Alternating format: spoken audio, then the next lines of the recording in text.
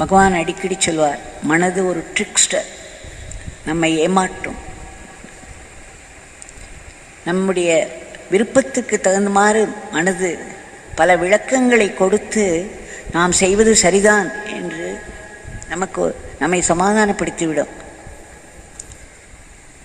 அதற்குத்தான் விஜிலன்ஸ் என்பார்கள். விழிப்புணர்வு தேவை. நாம் செலவிடும் கடவுளின் நினைவில் செலவிடும், கடவுளுடைய நாமத்தை சொல்லும் பொழுதோ, அவருடைய லீலைகளை எல்லாம் நினைக்கும் பொழுதோ, அவரை பற்றிய சிந்தனைகளில் நாம் வாழும் பொழுதெல்லாம் நாம் உயிர் வாழ்கிறோம். நாம் வாழ்வின் பலனை பெற்றுக்கொண்டிருக்கிறோம். அவரை மறக்கும் பொழுதெல்லாம் பகவான் சொல்லியுள்ளார் அல்லவா. முன்னாடியே ஒரு கதையை எடுத்து சொன்னேன். எப்படி மாயையானது எப்பொழுதும் நம் மனதினுள்ளே நுழைவதற்கு தயாராக இருக்கிறது. ஒரு ஃப்ராக்ஷன் ஆஃப் செகண்ட் போரும் அவைகள் காத்து கொண்டிருக்கின்றன. சில சமயம் கடவுளின் கிருபையை விட மாயைக்கு இன்னும் பவர் ஜாஸ்தி இருப்பது போலவா தோன்றுகிறது. எவ்வளவு கஷ்டப்பட்டாலும் நாமத்தை பிடித்துக் கொள்ளுதல் இன்னும் கஷ்டமாகத்தான் தோன்றும். ஆனால் மாயையுடைய கவர்ச்சியானது நம்முடைய எந்த விதமான முயற்சியும் இல்லாமலேயே நம்மை ஆழத்தில் குழி தோண்டி புதைத்து விடுகிறது. நாம் மிகவும் ஜாக்கிரதையாக இருக்க வேண்டும். பகவான் சொல்கிறார், அவர் 79 இதை பேசுகிறார். அன்றைக்கு அவர் சொல்கிறார், இன்றைக்கு இந்த நாட்டில் சட்டத்தையும் யாரும் மதிப்பதில்லை. எங்கு பார்த்தாலும் கலவரம் இருக்கிறது. மக்கள் மனதில் தெய்வீக உணர்வே இல்லை, தெய்வ நம்பிக்கை இல்லை.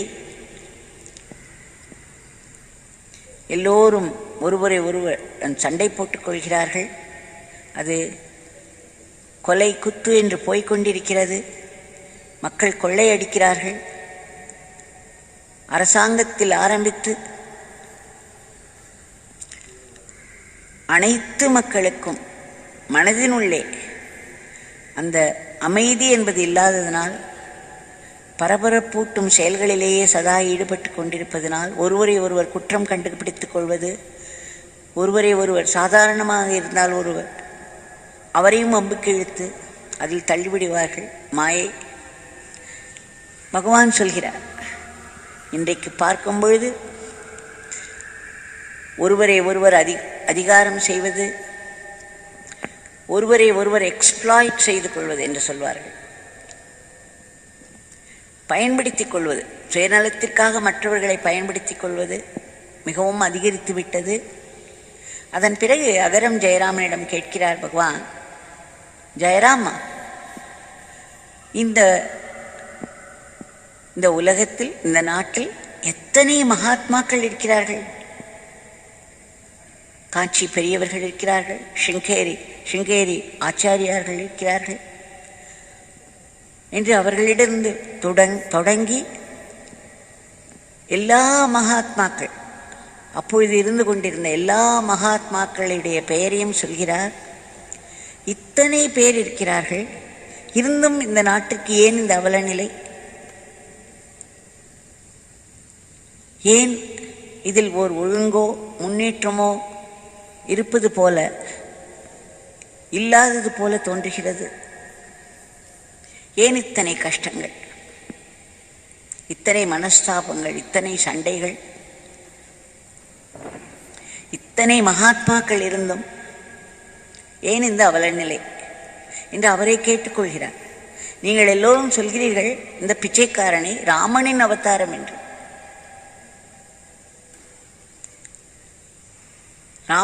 ராமனுடைய ஆட்சி காலத்தில் எப்படி இருந்தது என்று ராமாயணத்தில் வர்ணிக்கப்பட்டுள்ளது.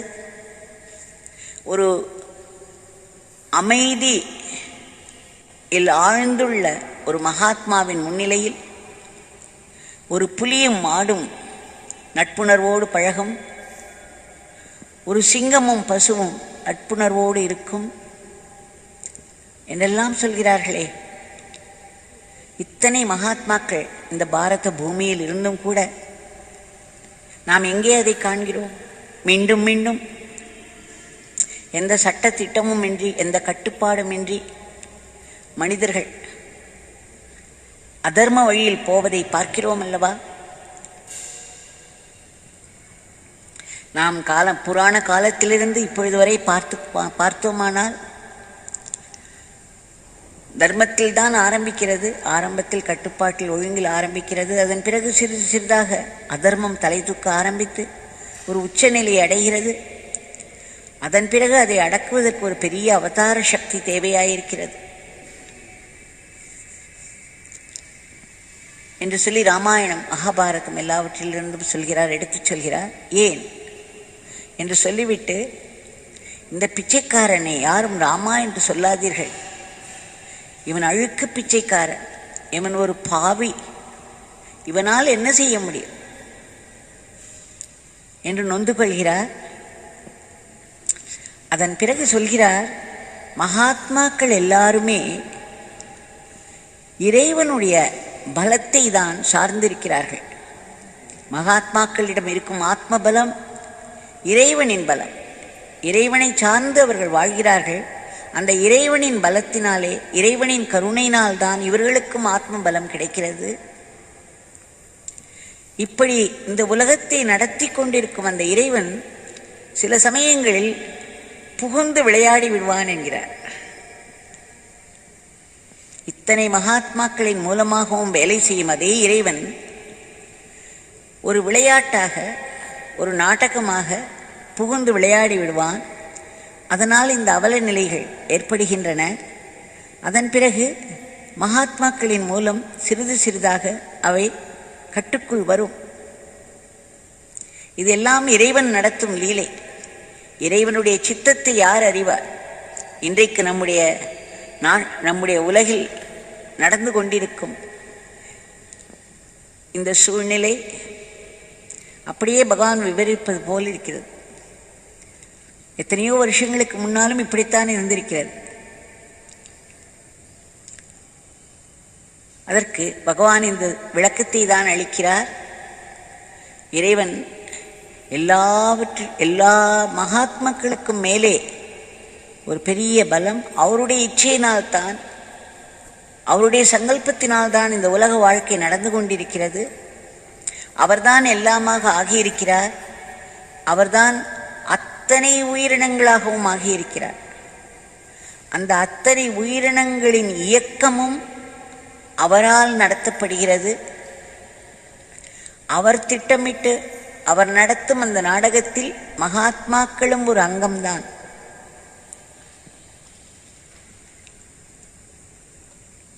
என்று சொல்கிறார். அதனால்தான் கிருஷ்ணரே மகாபாரதத்தில் சாக்ஷாத் கிருஷ்ணர் அவதார புருஷர் தன்னுடைய ஆத்ம பலத்தை பலவிதமான அற்புதங்களால் அவர் நடத்தி வந்தார். ஆயினும் அது மகாபாரத போரில் தான் முடிகிறது, அழிவில் தான் முடிந்து பிறகு ஒரு புது யுகம் ஆரம்பிக்கிறது. அந்த மகாத்மா கிருஷ்ணரும் இறைவனாக வந்தாலும் அந்த உலகப்போக்கை ஒட்டித்தான் தன்னுடைய காரியங்களை செய்கிறார். அவர் நினைத்தால் ஒரு நிமிடத்தில் இந்த உலகத்தை அழித்து விட முடியும். அவர் மனதில் ஒரு சங்கல்பம் தோன்றினால் அத்தனை கெட்டவர்களும் அவரவர்கள் இடத்திலேயே அழிந்து விட முடியும். ஒரு சங்கல்பம், ஒரு இச்சை. ஆனால் அதை அவர் எப்படி செய்கிறார்? மனிதர்களை கொண்டுதானே செய்கிறார். பாண்டவர்களை படைத்தார், கௌரவர்களை படைத்தார், அவர்களுக்குள் போரை மூட்டினார். அதன் பிறகு கெட்டவர்களை எல்லோரும் அந்த போரின் மூலம் அழித்தார். இதுதான் இறைவனுடைய லீலை. இப்படித்தான் நடக்கும். விஸ்வாமித்திரர் எப்பேற்பட்ட ஆத்மபலம் முக்கியவர், பிரம்ம ரிஷி என்று வசிஷ்டரால் போற்றப்பட்டவர், புதிதாக உலகங்களை சிருஷ்டித்தவர். மகாத்மாக்கள் இறைவனோடு ஒன்றியவர்கள் ஆனாலும் புதிய சிருஷ்டியெல்லாம் செய்ய மாட்டார்கள். ஒரு வித்தியாசம் இருக்கும் இறைவனுக்கும் அவர்களுக்கும். இவர்கள் படைத்தல் அழித்தல் போன்றவற்றை செய்ய மாட்டார்கள். அந்த இறைவனுடைய மொத்த ஆத்ம பலத்தில் நடக்கிறது இது.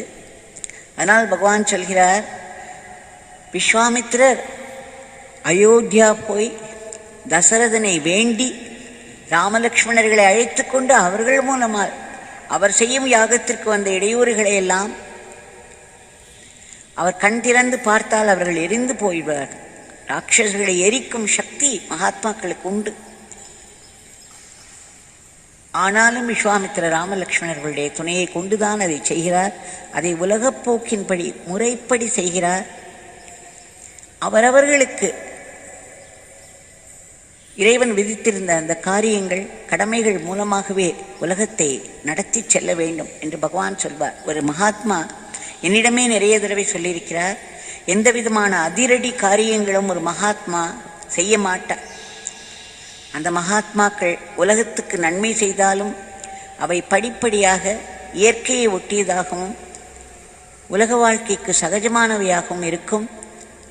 எந்த விதமான அதிரடி மாற்றங்களும் அவர்கள் கொண்டு வந்தால் அது சரிவராது என்று கூறியுள்ளார். இந்த விளக்கங்களை எல்லாம் நம் பகவானுடைய வாயிலிருந்தே பெறுகிறோம். இதற்கு நாம் அகரம் ஜெயராமனிடம் நன்றி சொல்ல வேண்டும். அவ்வளவு அழகாக அவர் குறிப்பெடுத்து வைத்திருக்கிறார். இன்னொரு காட்சியில் பகவான் சொல்கிறார், இந்த மாயை உலகத்தில் எத்தனை மகாத்மாக்கள் இருந்தாலும் இறைவனே அவதாரம் எடுத்து வந்தாலும் காலங்காலமாய் ராமாயணத்தில் ராமருடைய காலத்தில் அவர் சொல்கிறார், அவ்வளவு ஒரு தர்ம ஆட்சி ராமராஜ்யம் என்றெல்லாம் சொல்கிறார். ஆனால் அங்கும் சீதையின் மேல் ஒரு பழியை போடுவதற்கு ஒரு குடிமகன் இருந்தான்.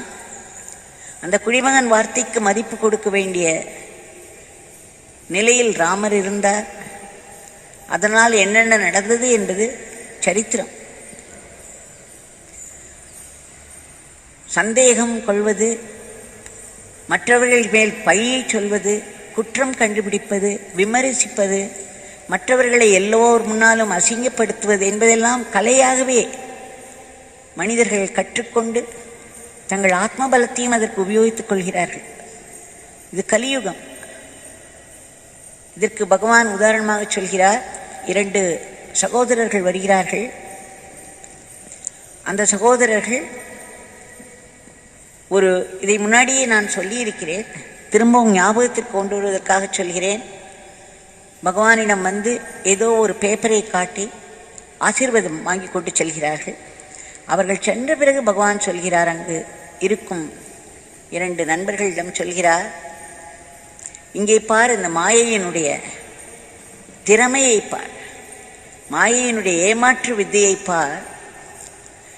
இப்போ இங்கே வந்து செல்பவர்கள் மிகவும் ஒரு நல்ல குடும்பத்தை சேர்ந்தவர்கள், பக்தி உள்ள குடும்பம், தான தர்மங்களிலெல்லாம் நல்லபடியாக நடத்தி வரும் குடும்பம். அவர்களுக்கு பணம் ஒரு பொருட்டே இல்லை. ஆனால் நான் அவரே பகவானே சொல்கிறார், நான் பெயரை சொல்ல விரும்பவில்லை.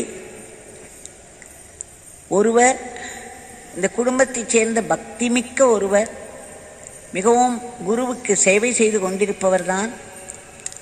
அவர் ஒருவரிடம் 15 ரூபாய் கொடுத்தார் கடனாக. அவர் அதை திருப்பி கொடுக்கவே இல்லை. சற்று அடாவடியாகவும் இருந்தார். ஒருமுறை இந்த 15 ரூபாய் கொடுத்து அவரை எக்ஸ் என்று வைத்துக் கொள்வோம் என்று சொல்கிறார். அந்த எக்ஸ் என்ற அன்பர் இந்த ஒய் என்ற அன்பரை பார்க்க நேரிட்ட போது, நான் கொடுத்த பணம் என்ன ஆயிற்று, நீங்கள் திருப்பி கொடுக்கவே இல்லை என்று கேட்டுவிட்டார். அந்த ஒரு நிமிடத்தில் மாயை அவருடைய மனதில் புகுந்து இந்த கேள்வியை கேட்க வைத்து விட்டது. 15 ரூபாய் அவருக்கு ஒரு பொருட்டே இல்லை. நிறைய பணங்களை தானங்களாக எடுத்து கொடுப்பவர் அவர், பக்தி மிக்கவர். அப்பேற்பட்டவரே அவருக்கு ஒரு வேளை ஏதோ ஒரு கர்மம் விளைவை கொடுக்க ஆரம்பித்திருக்கிறது என்று அர்த்தம் போலும் அந்த மாயை அந்த நேரத்தில் அந்த மிஸ்டர் ஒய்யை பார்த்த உடனேயே அவருக்கு தான் கொடுத்த பணம் ஞாபகத்துக்கு வருகிறது. கடவுளை நினைப்பவர்களுக்கு இந்த சிந்தனைகள் தேவையில்லை என்றால் உள்ளே வாசனைகள் மறைந்து கிடந்தால் அந்த வாசனைகளை கிளப்பி விட்டுவிடும். எல்லா உலகத்தில் உள்ள அத்தனை கலவரங்களுக்கும் பின்னால் ஒரே ஒரு எண்ணம் தான் இருக்கும். ஒரு சின்ன சிம்பிளாக ஒரு எண்ணத்தில் ஆரம்பிக்கும். அந்த எண்ணம் வளர்ந்து கொண்டே போய் குட்டி போட்டு மிகவும் பெருகி பெருகி ஒரு பெரிய செயலில் கொண்டு போய் விட்டுவிடும். பெரிய பெரிய குற்றங்களுக்கெல்லாம் காரணம் அடிப்படையில் ஒரே ஒரு சின்ன எண்ணம் இருக்கும். அப்படித்தான் ஆரம்பிக்கிறது இந்த மாயை. பகவான் சொல்கிறார், மாயை அவருக்குள் நுழைந்து இந்த கேள்வியை கேட்க வைத்து விட்டது. அது கேட்ட உடனேயே வாக்குவாதம் நடந்தது. அவர் நீங்கள் கொடுக்கவே இல்லை, நான் கொடுக்க முடியாது என்று ஏதோ சொல்ல வார்த்தைகள் தடித்து போய் இவருடன் சென்றவர்கள் அவர்களோடு கைகலக்க இவர்களை அடித்து போட ஒரு பெரிய கலைவரம் ஆகிவிட்டது. அதற்கு பிறகு அந்த அடாவடியாக கொடுத்த பணத்தை திருப்பி கொடுக்காத அந்த நண்பர் அன்றைக்கு இரவு இறந்து விட்டார். மறுநாளைக்கு இந்த பக்தருடைய மனைவி இந்த பிச்சைக்காரனிடம் வந்து சொன்னாள், பாருங்கள் சுவாமி, அவர் எவ்வளவு அக்கிரமம் பண்ணினார், அவ்வளவு மோசமாக பேசினார், கைகலப்பு முதற்கொண்டு ஏற்பட்டு விட்டது. பாருங்கள், கடவுள் எப்படி அவரை தண்டித்து விட்டார், அவர் இறந்து விட்டார் பாருங்கள் என்று என்னிடம் சொன்னாள். அப்பொழுது இந்த பிச்சைக்காரன் சொன்னார், அம்மா, அதை அவ்வளவு எளிதாக எடை போட்டு விடாதீர்கள். உங்கள் கணவரும் மத்தியானங்கள் இந்த கைகலப்பு நடந்திருக்கிறது. உங்கள் கணவர் கேட்டிருக்கிறார் பணத்தை. அவர் கூட சென்றவர்களுக்கும் அந்த இறந்து போனவருடைய ஆட்களுக்கும் நடுவே கைகலப்பு நடந்திருக்கிறது. அன்றைக்கு இரவே அவர் இறந்து விட்டார் என்றால் இதை போலீஸ்காரர்கள் சம்பந்தப்படுத்தி விடுவார்கள். அதனால் உங்களுக்கும் துன்பம் வரும் என்று பகவான் எச்சரிக்கிறார். நீங்கள் அதை கொண்டாடாதீர்கள், அவர் இறந்து விட்டார் என்று. இதனால் உங்களுக்கும் பல சங்கடங்கள் நேர இருக்கிறது என்று பகவான் சொன்னார். அதை சொல்லிவிட்டு பகவான் சொல்கிறார், இந்த 15 ரூபாய் விவகாரத்தினால் அவர் ஒரு கேள்வியை கேட்டு அந்த வார்த்தையை இதுதான் மாயை, அதனால் அவர்கள் கோர்ட்டுக்கு போக முடியுமாக விட்டது. போலீஸ்காரர்கள் வந்து அவரை கொலை வழக்காக ஆக்கி அவரை சேர்ந்தவர்களை எல்லாம் ஜெயிலில் போட்டுவிட்டார்கள்.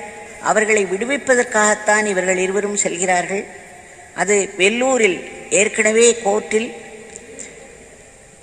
அதை வைத்து கூட அந்த ஜாமீன் கொடுப்பதை அவர்கள் நிராகரித்து விட்டார்கள். இப்பொழுது ஜாமீனில் இவர்களை விடுவிப்பதற்காக இவர்கள் எல்லோரும் சென்னை ஹைகோர்ட்டுக்கு செல்கிறார்கள்.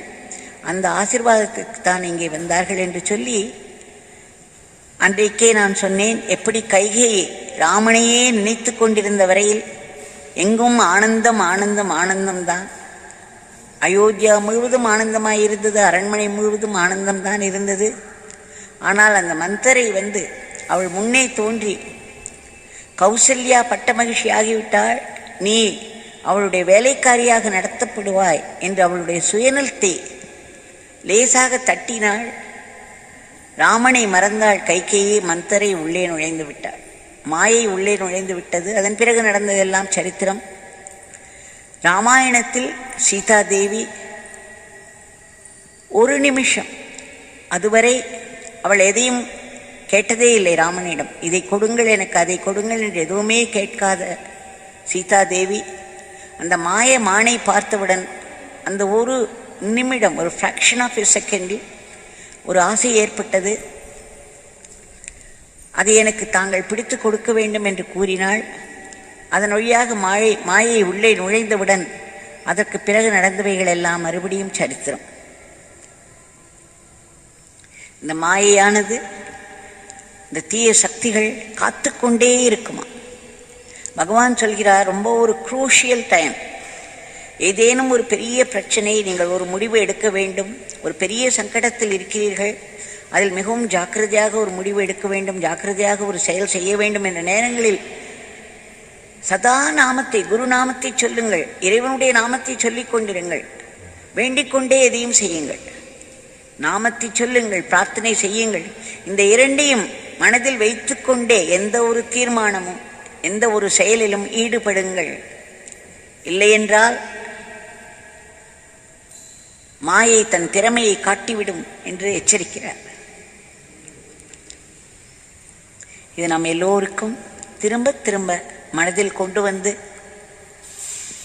பிறகு நாம் என்ன செய்வோம்? நாம் நம்முடைய மாயையில் மூழ்கி எல்லாம் செய்துவிட்டு பகவானை குற்றம் சொல்வோம். அதுவும் சொல்கிறார் பகவான். அவரவர்கள் மனப்போக்கில் போய் எல்லாம் செய்துவிட்டு கடைசியில் இந்த பிச்சைக்காரன் தலையில் பழியை போட்டு விடுவார்கள் என்று வேறு சொல்கிறார். பிச்சைக்காரனை குறை கூறிக்கொண்டிருப்பார்கள். பிச்சைக்காரனால் எத்தனை நன்மைகள் ஏற்பட்டாலும் அதையெல்லாம் மறந்துவிட்டு ஏதேனும் ஒன்று நடக்காவிட்டால் இந்த பிச்சைக்காரன் தலையில் அத்தனை பழியும் போட்டு விடுவார்கள் என்று சொல்கிறார். இதையெல்லாம் நாம் திரும்ப திரும்ப மனதிற்கு கொண்டு வந்து, எதற்காக பகவான் இதெல்லாம் சொல்கிறார்? அவருடைய நாமத்தை நாம் என்றும் 24 மணி நேரம் இருக்கிறது. நீங்கள் நாமம் சொல்லுகிறீர்களா என்று யாராவது கேட்டால், ஆமாம் நாங்கள் சொல்லிக்கொண்டே இருக்கிறோம், நாமம் சொல்லிக்கொண்டே இருக்கிறோம், நாமம் உள்ளே ஓடிக்கொண்டே இருக்கிறது என்கிறார்கள். ஆனால் நாமம் உள்ளே ஓடிக்கொண்டிருக்கலாம், இவர்களுடைய சிந்தனைகள் எல்லாம் வெளியே இருக்கும். நாமும் உள்ளே ஓடிக்கொண்டிருக்கும் பொழுது உங்கள் சிந்தனையும் நாமத்தை ஒட்டி இருக்க வேண்டும். அப்பொழுதுதான் அது நாமம் சொல்வதற்கு ஈடாகும்.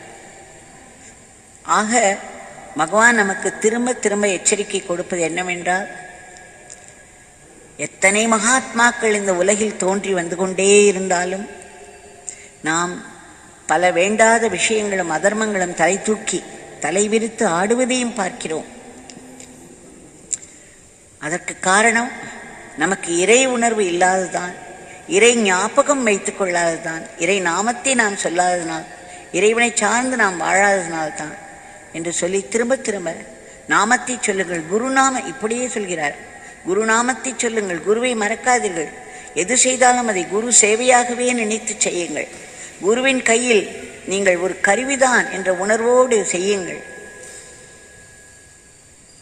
இந்த மாயை உள்ளே நுழைவதற்கு இடம் கொடுக்காதீர்கள் என்று திரும்ப திரும்ப கூறும் அந்த பகவான் இதோ நம் முன்னே நின்று கொண்டிருக்கிறார். அவரிடம் இன்றைய பிரார்த்தனை செய்வோம்.